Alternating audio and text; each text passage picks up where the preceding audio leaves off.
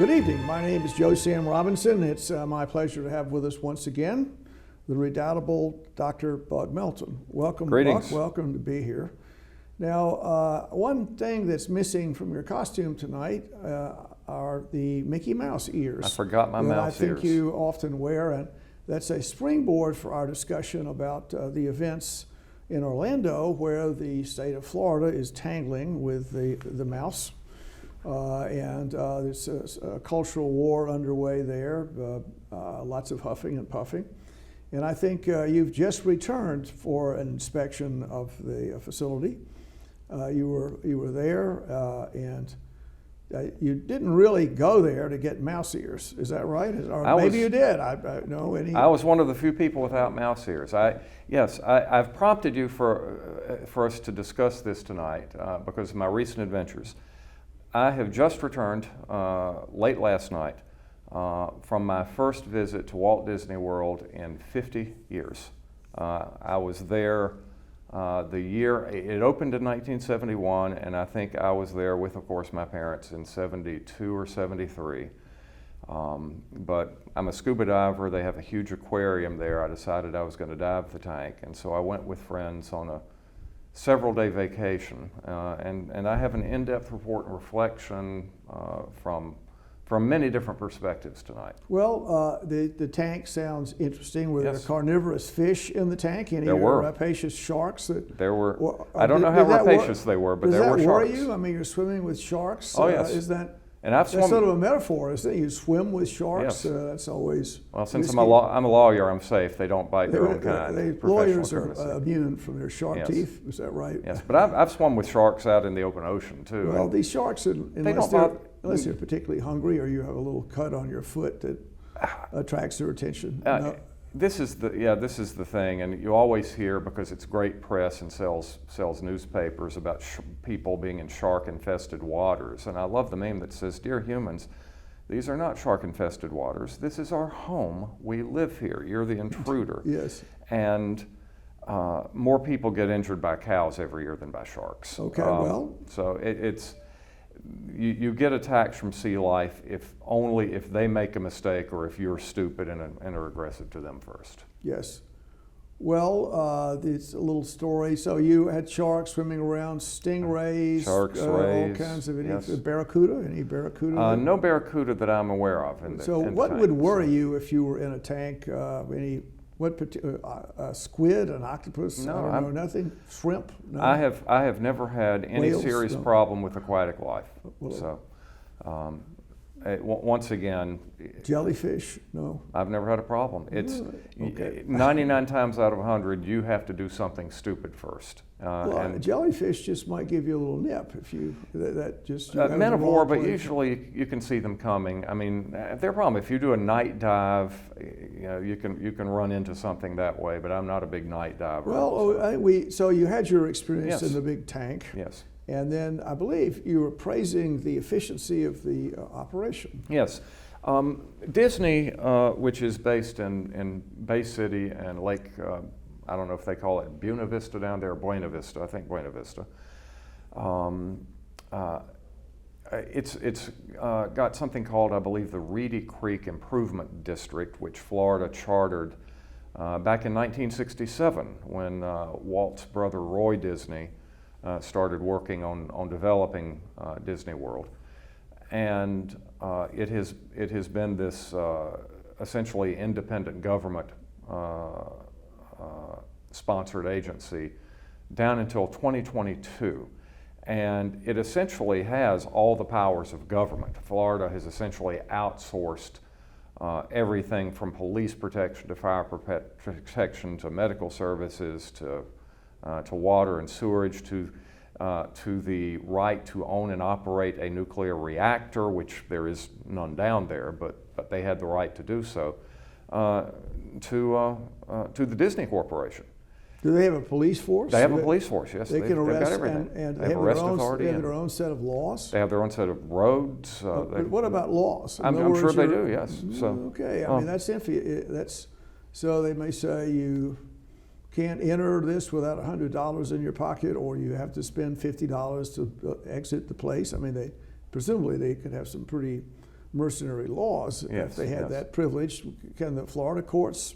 Oh well, I mean, obviously stop they something? can't. Obviously, they can't do anything in violation of the Florida or the United States constitutions. But within that very broad framework, It gives them a lot of leeway. Yeah, No it gives them a lot. jaywalking, Yeah, whatever. yeah. Now, They have their own jail and et cetera. yeah, I imagine they do. But now keep in mind that just like any tourist destination, they know on what side their bread is buttered. So they are not going to be this heavy-handed police state down there. 58 million people a year go through and leave. I am guessing very conservatively at least a couple of thousand per head. And this has been, and I think tax revenue is somewhat complicated. Is the They can value make of the bond money? issues. I mean, do they send money to Tallahassee? A lot of money? I mean, what does the state get out of it? Well, I don't know about their I don't know if they've got a tax exempt status. I do know that Disney World is not only, I believe, I know it's the biggest private employer in the state. It has 75,000 employees. And if that's certainly the biggest in the state of Florida, it may be the biggest one-site location private employer anywhere in the United States. So imagine the amount of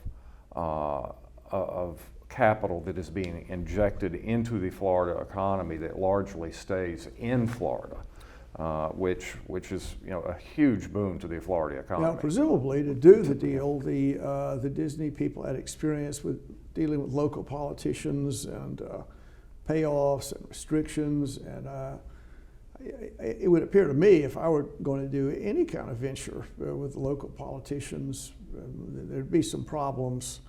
The regulation, they would try and regulate for their own advantage. They sort of have to play blackmail in a way. Well, that's my point. At this point, there are no local up until 2022, there are no local politicians. Well, why do you think the controversy occurred? I mean, this was involved. I think I don't know all the details on this, but some gay regulation about gay people somehow that the Disney, which was I think in their corporate world, it's kind of not sort of a regular thing. It's not a big deal, and I would think I could say that, and whatever, there was a collision with the conservative structure of the Florida political party. Yes, well, and so they just got into a dispute. Is that a fair thing? Well, it's two words: culture wars. It's a microcosm of the much bigger turmoil that the country has been going through, and that we have talked about a great deal on this show over the years. That what you've got here is an increasingly conservative state government that's headed up by, I should say, very easily a national conservative figure in the person of Ron DeSantis. And one of the biggest corporations in the world and the biggest money generator for Florida by a long shot. And so it just became a natural point of conflict, I think, to stir it up. But I'm not sure who fired the first shot. I think each would probably point the finger at the other. I think Disney would probably say, we're not trying to fire any shots at all. We want to be inclusive and give everyone from every different background a good time. And then you have the what was termed the "Don't Say Gay" bill. That came up through the Florida legislature that essentially tried to limit the amount that public school teachers could discuss questions of sexuality for younger children. And the intent apparently was to try to downplay the discussion of gay identity, gender identity, queer identity, trans identity. And of course, now that we're into the 2023, they're starting to talk about banning certain books that don't meet community standards. And so things have gotten hyped more and more. But last year, in order to try to strike back at Disney for for being inclusive and parading this kind of inclusivity. And I'll talk more about that later, how much it was in evidence. DeSantis got through the state legislature a bill that dissolved the Reedy Creek District and would return control of that land back to more conventional Florida government. And Disney said, fine, we'll take our bond ventures and we've got a lot of outstanding bonds right now. We'll let the Florida taxpayer assume those since you're going to assume government. Right. And that made the Republicans backpedal very, very quickly. So as of early 2022, they've reverted control back to the Reedy Creek district, with some big exceptions. They no longer can own and operate their own nuclear reactor, and once again, they don't have one. But also the current fight is over who is going to appoint the board overseeing this district, and now it is going to be, I believe, the governor. And so there's still some things going on. Just about a month ago, a massive lawsuit has been filed charging the state of Florida for violation of the contract clause, which I frankly saw coming. Because Florida essentially had a contract with a private business and has now said we don't like it anymore. So I think Florida is going to be in real trouble on that score. Well, that's interesting. Now, contracts, yes. That's quite a subject, isn't it? It is. Contracts, I mean, that's a huge, enormous. Well, it's the foundation of capitalism and commercial contracts law. Or everywhere. Yes. I mean, you could say. They are indeed. Religion, politics, just everywhere. So the idea is people have agreements, they shake hands, and then these contracts are not that sacrosanct, are they? If the government can say, well, this contract basically violates the Constitution or some set of laws, maybe even the contract was in place for a long time, and then the new spin appeared on what's acceptable and what's not, and so the state can basically overturn contracts. They cannot. Are you sure? I'm sure. Oh, good. Yeah. So what about, I can name a lot. I mean, people give, and Beaconsfield Park here was given to I guess it was a contractual arrangement? Well, I'm not sure that was not contractual. I believe it was testamentary in nature. Well, let's try it again. I mean, if you did something that was like, I don't know, you had a discriminatory, you had a contract to put a building up, and you said the only people that could live in the building or whatever is, I don't know, Europeans. That's the only, or something along those lines, and the contract was there a long time ago. Well, I mean, isn't it true that these relationships can be overturned? No, it is not. You're confusing about four different lines of law here. Let the light of reason illuminate our discussion. Well, I mean, I'm going on the assumption that the courts are attempting to make principled decisions.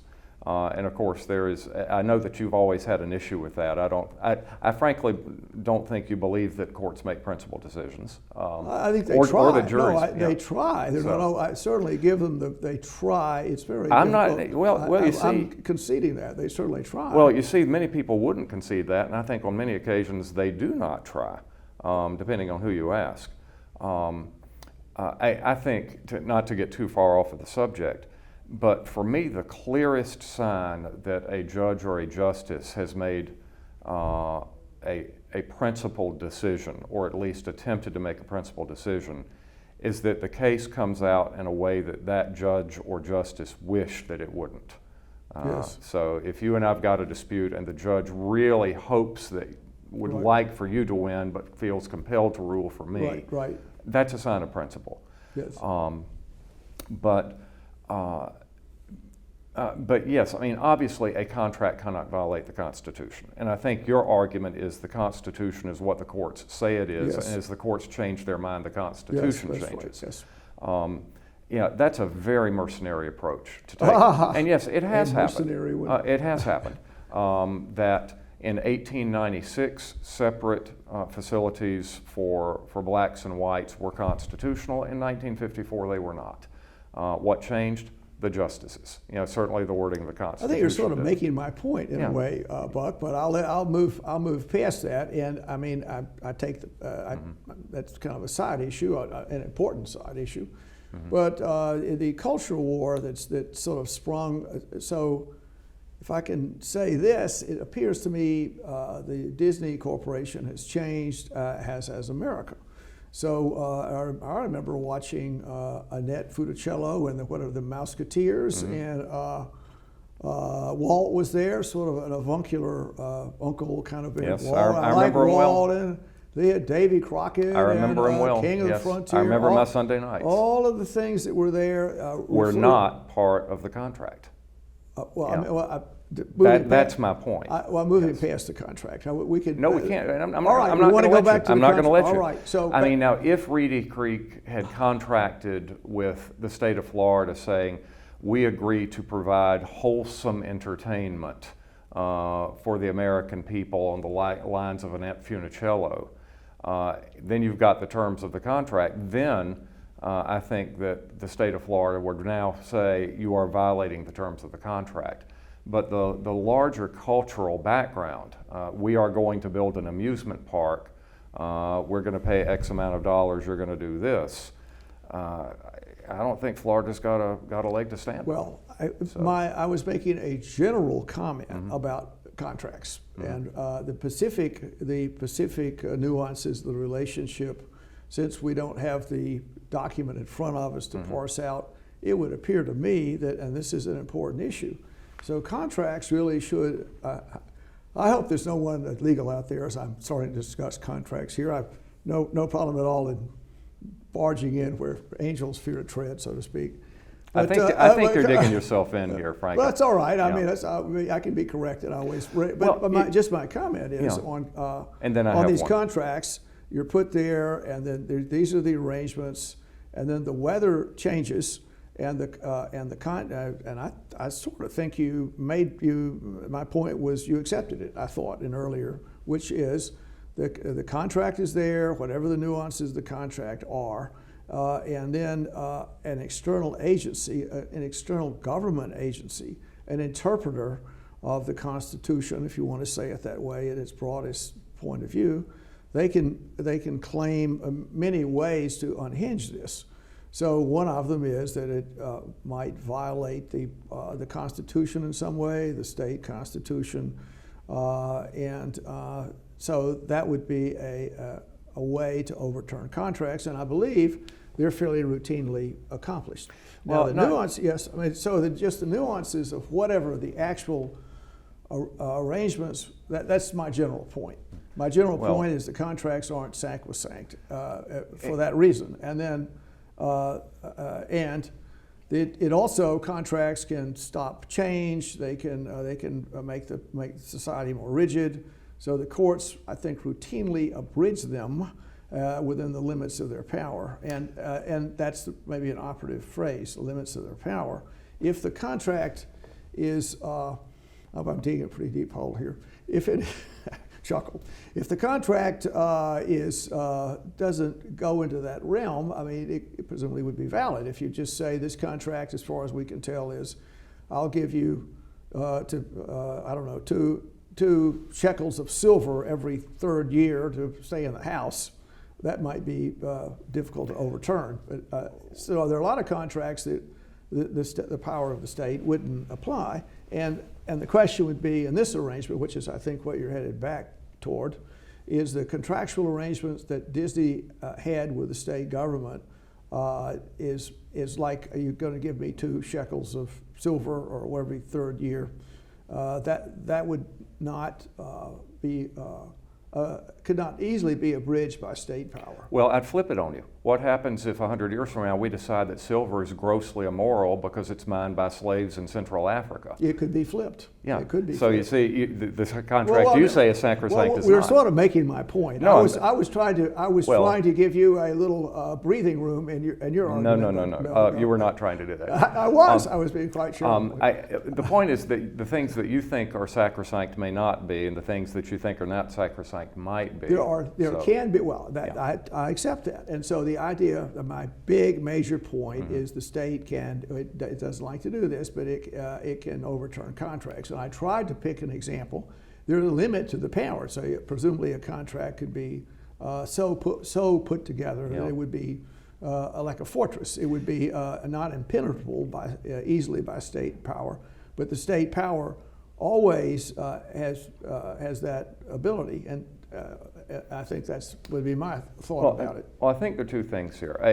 I need to get to my point, but I well, keep getting away from it. Yeah, but I'll say that I think you are trying to have it both ways. You're saying it's sacrosanct, except when it's not sacrosanct. So, that's right. Pick your side. But I do think that you pick up on a very important point. Well, what happens if something is so, whenever we're living, 1830 or 1910, what if something based on the culture that we have grown up in and the culture that we live in is so blindingly obvious and so universally accepted that we don't see any need at all to put it as a term in the contract? Yes. And then 100 years later, those cultural norms are no longer the same. That provides a natural route of attack to that contract. And I think we're seeing a lot of that now. And a perfect example of that would be the Second Amendment. That if you look at the type of weapons that existed when the Second Amendment was written, it takes 30 seconds to a minute to load. It's accurate to maybe 50 feet. That was the cultural, technological arrangement. And now obviously circumstances has changed. Does that mean that that we should now overrule the Second Amendment by judicial fiat? But the point I was making is that, the contract clause, it clearly says a state cannot interfere with the obligation of contract. And I think you'd say except when it can. But I think if it's a straight commercial arrangement, it's going to be, and the courts have been pretty good on this, it's a lot tougher to interfere with that contract. Well, good. Now, Buck, I want to reciprocate your kind efforts to direct me toward the truth. But I think I want to share this comment with you. Really, what you're talking about is extraordinary change that's out there, and some of the intellectual defects that occur as one tries to correct the world. And I was searching for a word that would explain that, and that particular viewpoint, and one came to my attention, which is presidentism. Presidentism. Yes. Maybe you've heard it. Oh, yes. Presidentism. Yeah. And so the idea is that whatever exists in the world is subject to the present. And so everything, contracts, ideas, they can all be tossed in, as the saying goes, in the wastebasket of history. However, if once you accept the idea of presidentism, it means that in a generation or two generations or three generations, whatever you think is the correct viewpoint will likewise be tossed in the trash can of history, which apparently is just filling up with the detritus of change. Well, that's something that needs to be rooted about a little bit, because particularly, I would say, in this cultural war, the issues that are out there, how you bind all the disparate people, all the different viewpoints together, some kind of national identity. What do you do? And you create some kind of a fiction, in a way, a mythology about what happens. And then if that mythology is cast aside, Annette Funicello is really not who we thought she was. I certainly liked her a lot at a polite distance, but maybe I was misled. But in any event, these ideas, the icons of the present won't be around. And I think, to me, there's a lot of arrogance out there. If people say, well, I finally discovered the truth. This is what it is. Whatever. And this is the shining ember of human excellence and truth, and it's unchangeable. And finally, this has arrived through a difficult journey, and all kinds of people have tried to prevent it from being. Now it's here. Now it will be the salvation of our world.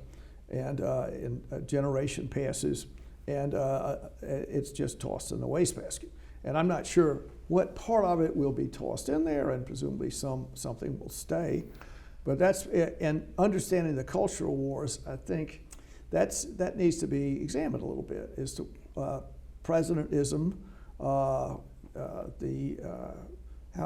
real is that, and the exponential change people are undergoing. There's a lot of stress on the world coming our way, isn't there? And we mentioned AI a little bit, but what's going to happen with these enormous efficiencies, and in many ways obviating the need for human labor.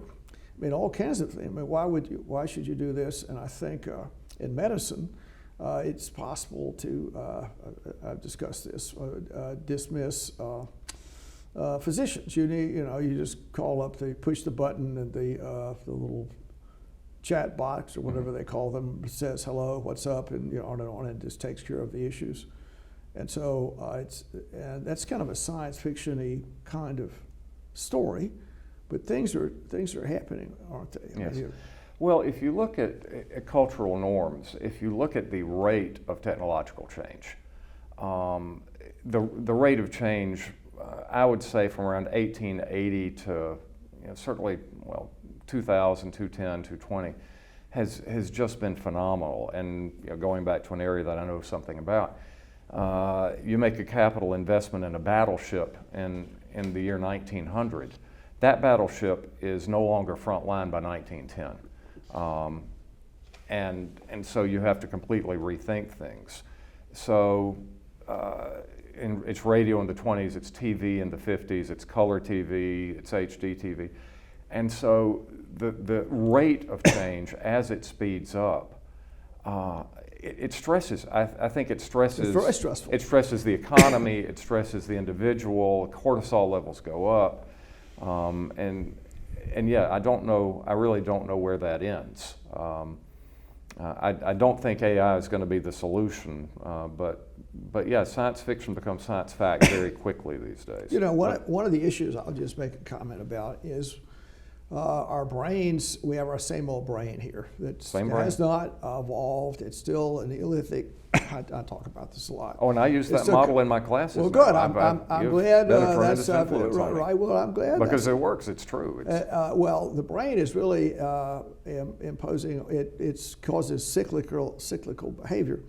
I was channel surfing, and it was they showed the battle for Okinawa, and it was how terrible it was, and then the announcer in Stentorian tone said, well, now we've moved past this, and we don't believe humans will ever have to experience something like this again. And then we have the Ukraine. They're fighting exactly the same kind of thing is happening, exactly, maybe even more viciously. Yes. People are killing each other, and it seems to be an inevitability of that happening. And we mentioned in an earlier discussion about the Titanic going down, and directly before World War I, in 1912, after this terrible disaster, people got together and let's all collaborate, let's all be friends and work together, and everyone was very civilized on this. And then 2 or 3 years later, the facade of civilization was tossed down. Yes. And then we have this human behavior, which is a real problem. I mean, and I'll make this comment. I grow increasingly worried because of the traditional knavery of politicians, and maybe the kind of politicians we have. And I don't blame them particularly, but the nuance of their trade, their profession requires them to behave in a certain way, which might not be compatible with the best human outcome. Yes. And you look around, and you wonder, is there one person that in the political realm anywhere that has the light of reason upon them, him or her? Well, which kind of brings me back to, if I can get a few last words in on Please Disney. Do. That DeSantis is fighting, that Disney is speaking in terms that I think that the Florida taxpayer and voter will hear, and that is the language of money, which a lot of these Neolithic battles It's a are well-known over. tongue. Yes. It's a well-known tongue. And I must say that Republicans being about saving money and efficiency in government and this sort of thing, DeSantis really ought to go to Disney and see how tremendously efficiently that municipality, if you will, is run. The transportation works great, the public services work great, the public employees or public servants are friendly and helpful. I have never seen such a well-oiled machine in my life. And DeSantis is upset at it because there are pins with Mickey Mouse wearing a gay pride outfit. I'll make one rejoinder as we Yes. in our discussion. Are there homeless people, beggars on the street? Do you see any people begging for food there on You the street? do not, and that Is there a reason that's, for that? That's the dark side. Yeah, if you throw enough money at something, you can have a sort of utopian situation like that, Or you could- you could that's how exclude- Epcot was originally envisioned. You could exclude all or kinds exclude. of. So there's Yes, a little bit. that maybe is the dark side. A Paradiso is not for everyone. That is the dark Is that side. correct? Yes. Only a few people can get in Paradiso. Yes. And then So- where does everyone else live? Yes, but on the other hand, that revenue coming in probably means that there are fewer homeless people overall in that particular region of the country. But you raised an interesting point. Can we do away with it, or do we just move it from one column to another? Well, all right. On Buck, once again, thanks for your wise Indeed. Thank comment you. here. Always good to chat with you. Thank I you. appreciate it. This program is brought to you by the Georgia Neurosurgical Institute. For over 50 years, rendering neurosurgical care to patients of all social conditions, treating complicated problems involving the brain, spine, spinal cord, and peripheral nerves, endeavoring to encourage quality care, medical research, innovation, and education on a local, national, and international basis.